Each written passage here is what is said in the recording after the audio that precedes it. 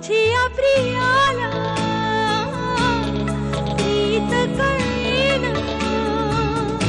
काय रे बंडू, झाडं पिढं कशी आहेत? पपई लागले होते म्हणे। फॅशिस्ट क्लास।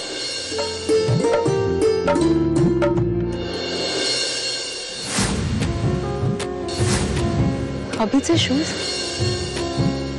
पण अभि तर तुम्हाला गावाला जायचं असेल तर तुम्ही जा, मी येणार नाही।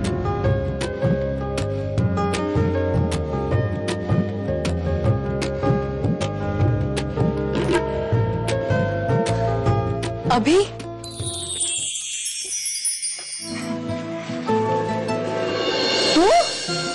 तू काय करतोयस इथे?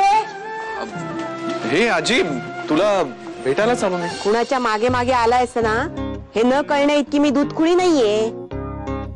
पण मला कळत नाहीये, तू इथे आलास कधी? आत्ताच आलो मी। दमले ग बाई मी अगदी। आजी, शमी काही दमली असेल पण केवढी काळजी रे तुला तिची। हे बघ, मी तिला इथे घेऊन आले, ती ही वाडी, ही झाड आणि हा वाडा, ही ते कसं सांभाळते ना हे बघण्यासाठी। माझ्या नंतर हे सगळं तुझंच आहे, आणि तुझ्याशी जी कोणी मुलगी लग्न करून इथे येईल तिला हे सगळं सांभाळता यायला पाहिजे। तू इथे लुडबुड करणार असशील ना तर आल्या पावली मुंबईला चालता हो।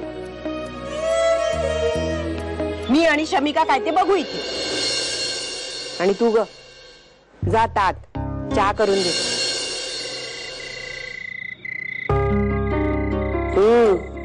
पाण्याचा ग्लास नेहमी डाव्या हाताला ठेवायचा।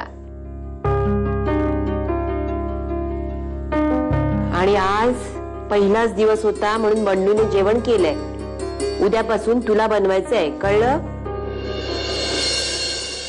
आणि मग बंडू काय करणार? त्याला आरामाची गरज आहे।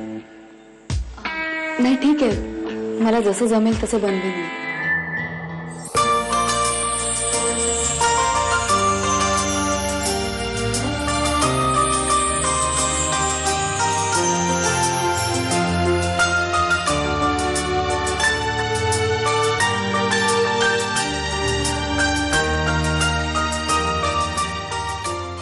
चेंज कर आणि आता झोप। अरे मग अंगणात पाणी कोण मारणार? बंडूकडून करून घेईन मी काम सगळं। नाही अभि, ही चिटिंग होईल। हे बघ, आजींनी हे काम मला करायला दिलंय आणि हे मलाच पूर्ण करायला पाहिजे। बरं, मी मदत करतो तुला। वर घे त्या निऱ्या, गोवऱ्या थापायच्या आहेत। गोवऱ्या? शेणाच्या गोवऱ्या थापायच्या आहेत। हे बघा, असं शेण हातात घ्यायचं, असं घेतलं त्याला असं थापलं आणि द्यायचं ठेवून। सोपं आहे। ही समोरची झाडं, त्याच्या पलीकडची जमीन, ही सगळी आपली वाडी संध्याकाळी बघून ये। हं? बघून ये की बघून या?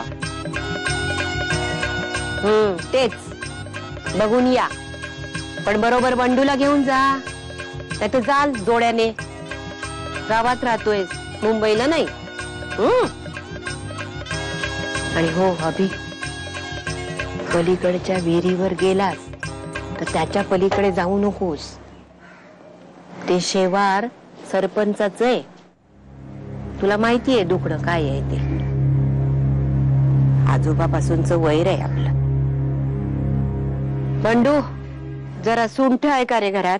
सर्दीने नुसतं डोकं उठलंय माझं। बरं बरं, माझ्याकडे चांगलं औषध आहे, देऊ का आणून पटकन? नको, मला घरगुती औषधांची सवय आहे, कळलं? करा सुरुवात।